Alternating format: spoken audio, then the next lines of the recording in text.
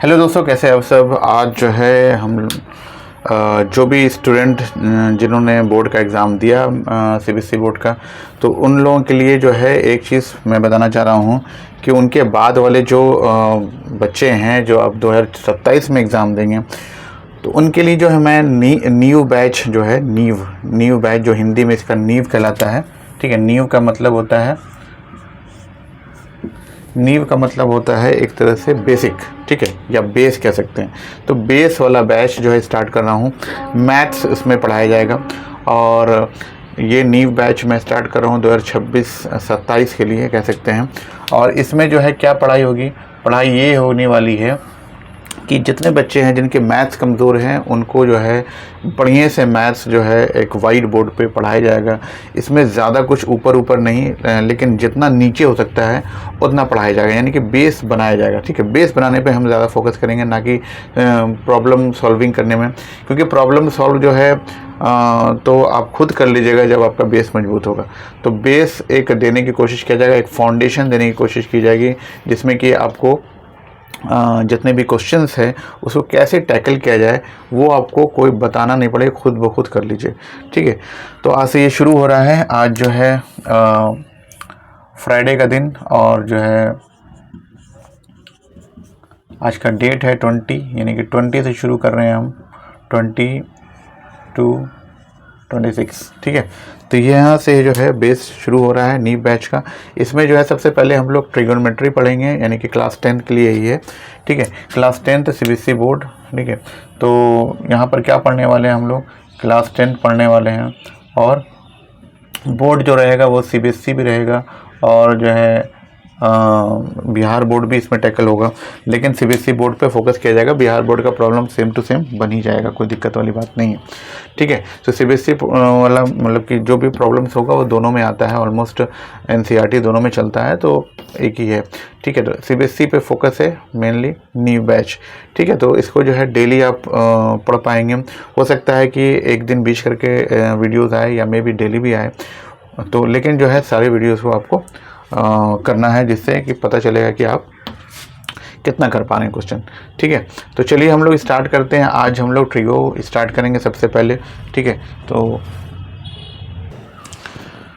तो ready start दोस्तों, new batch 2026 के लिए, और जो आने वाले एग्ज़ाम 2027 में जो बैठने वाले हैं उनके लिए एक बेस तैयार करने की कोशिश की जाती है। इसमें सबसे पहले जो हम लोग पढ़ने वाले हैं, नंबर 1 पे चलने वाला है वो है ट्रिगो, क्योंकि ट्रिगो दोस्तों बहुत ही आसान चैप्टर माना जाता है। ठीक है, ट्रिगो आसान माना जाता है इसलिए क्योंकि जो है इसमें फार्मूला वगैरह होते हैं। ठीक है, फार्मूला वगैरह पढ़ेंगे हम लोग, और आसान होते हैं, फार्मूला बहुत इजी होता है। हम लोग देखिए इतना साल हो चुका है, लेकिन अभी तक ट्रिगोनोमेट्री का फार्मूला जो है भूलते नहीं हैं, मतलब ये ज़बान पे ही रहता है। बाकी कुछ भूल जाए, लेकिन ट्रिगोनोमेट्री का फार्मूला ज़बान पे रहता है। ऐसा लगता है ना कि जैसे कि ये अपना ही मतलब कह सकते हैं कि प्रोडक्ट है, अपना ही भाई है, ऐसा कुछ फील होता है। तो ट्रिगोनोमेट्री पढ़ेंगे दोस्तों। ट्रिगोनोमेट्री में जो मेन फार्मूला सब है वो कैसा है वो मैं बता दूं आपको कि देखिए ट्रिगोनोमेट्री में एक्चुअली पढ़ा क्या जाता है। ट्रिगोनोमेट्री में पढ़ा जाता है ट्रिगोनोमेट्री में जो पढ़ा जाता है, क्या क्या चीज़ पढ़ेंगे हम लोग। ठीक है, 3 चीज़ हम लोग इसमें पढ़ने वाले हैं। एक, हमारा फार्मूला कंटेस्ट करना है पूरी तरह से। ठीक है, बिना फार्मूला के ट्रिगोनोमेट्री कुछ नहीं हो सकता। ठीक है, फार्मूला इसका अपना फार्मूला होता है। ठीक है, वो मैं लिख दूंगा।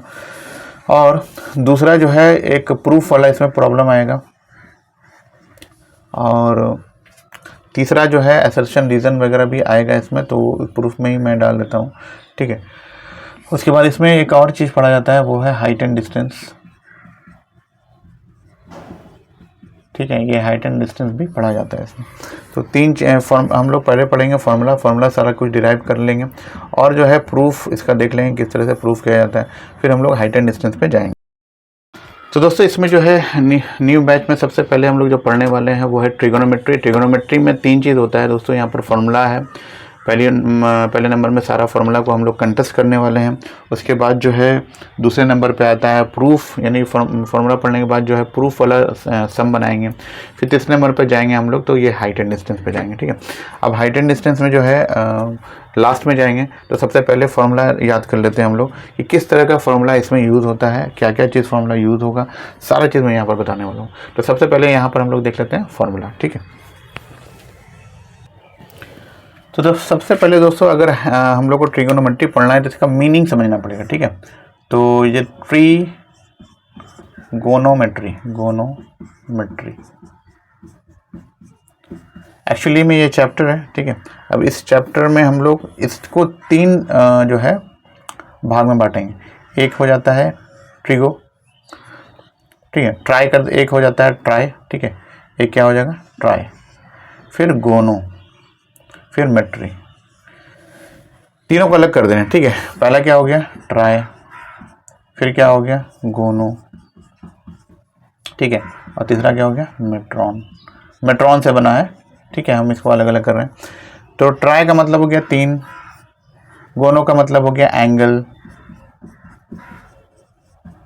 ठीक है, और मेट्रॉन मतलब होता है मापना, ठीक है, मेजरमेंट, ठीक है। तो ये बेसिकली हो गया। तो ट्राइगोनोमेट्री में क्या पढ़ेंगे, 3 एंगल का मेजरमेंट करना, तीनों एंगल का मेजरमेंट करना। अब 3 एंगल किस में होता है, ट्राइंगल में होता है। इसका मतलब ये बात किसका कर रहा है, वो ट्राइंगल का ही बात कर रहा है। इसका मतलब ट्राइंगल, लेकिन ट्राइंगल में भी स्पेशल टाइप का ट्राइंगल होगा। वो कौन सा होगा, राइट एंगल ट्राइंगल, ठीक है, राइट एंगल ट्राइंगल होगा, ठीक है। तो इतना क्लियर हो गया। ट्रिगोनोमेट्री में क्या पढ़ने वाले हैं, 3 एंगल का मेजरमेंट हमको लोग करेंगे, एंगल का मेजरमेंट प्लस साइड, यानी कि एंगल और साइड दोनों रहेगा उसमें। और चूंकि एंगल का साइड से रिलेशन होता है तो वो रहेगा। दूसरा है कि ट्राइंगल पढ़ने वाले तो कौन सा ट्राइंगल रहेगा, तो राइट एंगल ट्राइंगल जो होता है वो 90 डिग्री होता है, यानी कि एटलीस्ट 1 एंगल जो होगा इसका क्या होगा, 1 एंगल जो होगा वो कितना होगा, 90 डिग्री होगा, ठीक है। ये बात क्लियर होगी। तो इतना सा बात क्लियर होगी दोस्तों। अब चलते हैं हम लोग देखते हैं कि और क्या क्या चीज़ है इसमें। अब देखिए राइट एंगल ट्रायंगल बना लिए कि उसमें इसमें जो एंगल बी है वो राइट एंगल ट्रायंगल, यानी कि इसको कह सकते हैं एंगल बी बराबर 90 डिग्री, ठीक है। ये मेरा एंगल बी है, ये राइट एंगल ट्रायंगल, ठीक है। अब देखिए बी मेरा राइट एंगल ट्रायंगल है, तो अगर हम यहाँ पर 2 जगह हम लोग मतलब रह सकते हैं, 2 जगह से हम लोग मेजर करेंगे। पहला क्या है, देखिए एक ये एंगल बन रहा है, एक ये एंगल बन रहा है, ये दोनों जो होगा एक 90 हो जा रहा है, ठीक है, 90 हो जा रहा है। तो दूसरा जो बचेगा, चूंकि टोटल मेरा कितना होता है 180 होता है, ठीक है, तीनों एंगल का सम कितना होता है 180। अब ये दोनों जो होगा वो 90 से कम होगा, पक्का श्योर है, क्योंकि अगर ये 90 हो चुका है, एक और 90 अगर हो जाता है तब तो बड़ा मुश्किल है भैया। 2 90 हो जाएगा तब तो 180 ऐसे ही पूरी जाएगा, तीसरे का ज़रूरत ही नहीं है, तीसरा 0 डिग्री हो जाएगा। इसका मतलब क्या है कि ये दोनों 90 से कम होना चाहिए, राइट एंगल नहीं हो सकता। राइट एंगल में सिर्फ एक ही एंगल 90 हो सकता है। तो कहने का मतलब ये हो गया। तो अब मान के चलिए कि ये थीटा है, इस एंगल का थीटा है, मतलब ये वाला एंगल सी। तो एंगल सी अगर थीटा है तो इसके लिए, ठीक है, इसके सामने वाला कोण को देखना है, सामने वाला भुजा को देखना है, यानी कि साइड को देखना है। तो उस साइड को हम लोग कहते हैं परपेंडिकुलर, यानी कि जो भी एंगल ले रहे हैं उसके सामने वाले जो साइड है उसको क्या कहेंगे, परपेंडिकुलर, ठीक है। बाकी इसके बाद वाला, ठीक है, उसके बाद वाला यानी कि ऐसा एक और होगा तो उसको कहेंगे हम लोग बेस, ठीक है। और जो साइड से स्लोप वाला जो होता है उसको कहेंगे हाइपोटेन्यूज, एच से डिनोट करते हैं। तो ये पी बी एच हो गया, ठीक है। ये बात क्लियर हो गई आपको कि हमारे पास एक ट्रायंगल है जिसमें कि एक एंगल 90 डिग्री है, क्योंकि राइट एंगल ट्रायंगल है, उसमें जो है बी यहाँ पर 90 लिए मैंने। अब अगर हम थीटा निकालना चाहते हैं, थीटा इसका हर एक कोण के साथ, इसका हर एक एंगल के साथ क्या रिलेशन है, वो अगर हम मतलब कहना चाह रहे हैं तो वो हम कैसे लिखेंगे, ठीक है। तो कहने का मतलब अभी ये हो गया कि थीटा अगर ये है तो सामने वाला पी हो जाएगा, नीचे वाला बी हो जाएगा, ये एच हो जाएगा। तो अब मेरे पास इन तीनों एंगल का और इन तीनों साइड का के बीच में कुछ रिलेशन है। फिर से समझ आ रहे हैं आपको, इन तीनों कितना एंगल है, 1 2 3, 3 एंगल का और 3 कोनों का, 3 एंगल का और 3 साइड्स के बीच में कुछ रिलेशनशिप। तो वो रिलेशनशिप क्या क्या है तो बता देते हैं हम लोग। साइन होगा, कॉस होगा, टैन होगा, ठीक है, फिर हो जाएगा कॉट, फिर हो जाएगा सेक, फिर हो जाएगा कॉसेक, ठीक है, ये सारा है। अब देख लिए ये सब रिलेशनशिप का नाम है, कैसे कैसे नाम है वो बता देते हैं। अगर साइन लिखते हैं हम लोग, अगर थीटा के बारे में बात करें तो सब में अगर थीटा लगा रहे हैं, ठीक है, थीटा लगा रहे हैं तो साइन थीटा जो होता है वो होता है P/H। क्या होता है? P/H। कहने का मतलब हो गया कि अगर साइन लेना चाहते हैं तो इन दोनों का जो रिलेशन, यानी कि इस लाइन का या इस साइड का और इस साइड का अगर रेशियो लेंगे तो वो क्या बन जाएगा? साइन थीटा, ठीक है। उसी हिसाब से अगर कॉस थीटा लेना चाहेंगे ये बन जाएगा B/H, यानी इन दोनों का रिलेशनशिप क्या हो जाएगा मेरा? B/H देगा, ठीक है। तीसरा जो है टैन थीटा अगर लेने जाएंगे तो क्या हो जाएगा? P/B। P/B मतलब इन दोनों के बीच में। कॉड जो है अब सबका उल्टा करेंगे, ठीक है। एक चीज़ और मैं बता रहा हूँ कि साइन का उल्टा कॉसेक होता है, कॉस का उल्टा सेक होता है, टैन का उल्टा कॉट होता है। तो अगर कॉट लेना चाहेंगे तो जस्ट किसका उल्टा होना चाहिए? टैन का, तो ये हो जाएगा B/B। सेक किसका उल्टा है? कॉस का, तो B/H/B। और कॉसेक किसका उल्टा है भाई? P/H, तो यानी कि H/P। बस सिर्फ यही चीज़ आपको याद रखना है दोस्तों। तो यही है, इसमें ट्रिगोनोमेट्री में हमारे पास इतना ही है जो समझना है, ठीक है।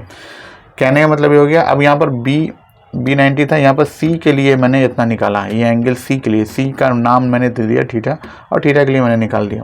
तो P/H हो जाएगा इन दोनों के बीच का संबंध, इन दोनों के बीच का रिलेशन, फिर इन दोनों के बीच का रिलेशन, फिर इन दोनों के बीच का रिलेशन, ये हो सकता था। प्लस इन सब का उल्टा कर दीजिए तो वो भी तो रिलेशन में आता है, तो सारा रिलेशन में आया। तो ऑलमोस्ट 6 रिलेशन है इसमें, ठीक है, जिसको कहते हैं ट्रिग्नोमेट्रिकल आइडेंटिटीज, ठीक है।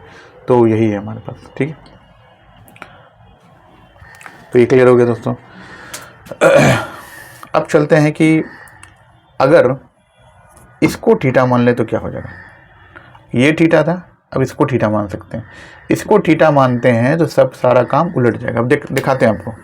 चलिए देखिए, ये थीटा मान लिया, थीटा मान लिया। अब सब हटा देंगे, सब ये सबको हट गया, ये थीटा भी हट गया, थीटा भी ये है। तो आपको पता था, जैसे बताया था कि एक चीज़ याद रखना है, थीटा के जस्ट सामने वाला ऑपोजिट जो साइड होगा वो परपेंडिकुलर कहलाता है, यानी P कहलाता है। तो ये P हो गया, तो बाकी जो बचा हुआ क्या हो गया? B हो गया, और ये क्या हो गया? H हो गया। क्लियर है? तो सब कुछ उल्टा हो गया ना, ठीक है। अब साइन थीटा अगर लेते हैं तो क्या बन जाएगा? P, ये वाला हो जाएगा। ये देखिए फिर से देखते हैं, अगर ये साइन थीटा हम ले रहे हैं तो क्या होना चाहिए? P/H। अब P यहाँ पर क्या, पहले यहाँ पर देख लीजिए। अब P इसके लिए क्या था? पिछले वाले के लिए कुछ और था, तो इसके लिए थोड़ा सा चेंज हो जाएगा। तो P हमारे पास क्या है? BC, और H क्या है हमारे पास? AC। तो थोड़ा सा चेंज हुआ कि नहीं हुआ? पिछली बार में कुछ और था, ठीक है, इसमें कुछ और है।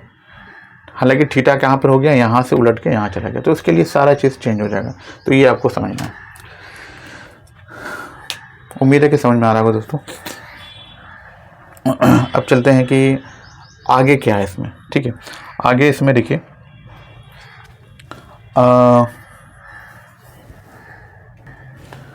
दोस्तों जैसा कि मैंने बताया था कि साइन का जो ऑपोजिट है ना, ठीक है, साइन का जो ऑपोजिट, रेसिप्रोकल कहते हैं उनको, ऑपोजिट नहीं कहेंगे, रेसिप्रोकल।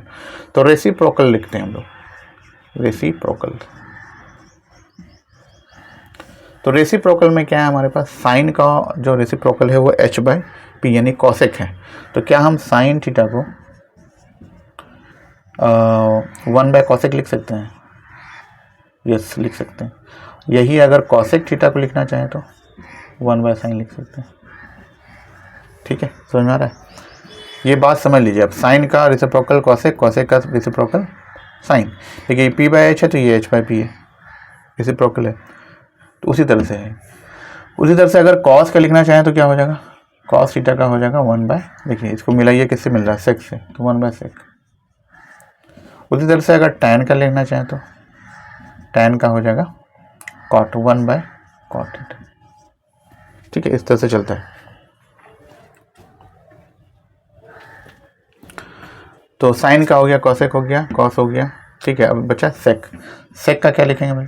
सेक का देखिए मिलाइए यहाँ पर किससे है, सेक का उल्टा कॉस है, तो सेक बराबर 1/cos भी लिख सकते हैं, या कॉस अगर लिखना है तो 1/sec लिख सकते हैं। ये हो गया रेसिप्रोकल कहते हैं, ठीक है। तो ये सारा चीज़ क्लियर हो गया दोस्तों। अब एक चीज़ और है थोड़ा सा वो समझना है कि अगर हमको, ठीक है,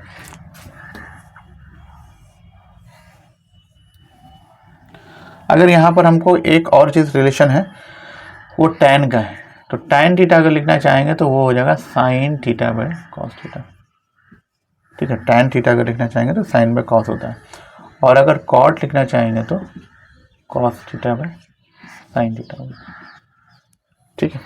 बस इतना फॉर्मूला है दोस्तों, रट लीजिए, बस काफ़ी है ट्रिगोनोमेट्री के लिए और कुछ भी नहीं चाहिए, ठीक है। इतना कर लीजिएगा तो ट्रिगोनोमेट्री में फर्स्ट चैप्टर जो है वो कंप्लीट हो जाएगा। सेकंड चैप्टर में थोड़ा बहुत और एक्स्ट्रा प्रॉब्लम मतलब थोड़ा सा है वो हो जाएगा, मतलब कुछ ही है, ज़्यादा नहीं है। ये बेसिक था, ठीक है। ये सब थोड़ा अगर आता है आपको तो प्रूफ वाला सवाल भी बन जाएगा और नॉर्मल सवाल भी बन जाएगा, ठीक है, क्लियर हो जाएगा। अब जो बचा यानी कि 50% आपका फॉर्मूला कंप्लीट है, अब जो बचा वो 50% और है, ठीक है। तो ये बेसिक था। तो अभी जो है हम यहाँ पर देखते हैं कि जो और एक जो फार्मूला है वो क्या है, ठीक है। इतना को हटा के ये वाला फार्मूला के बाद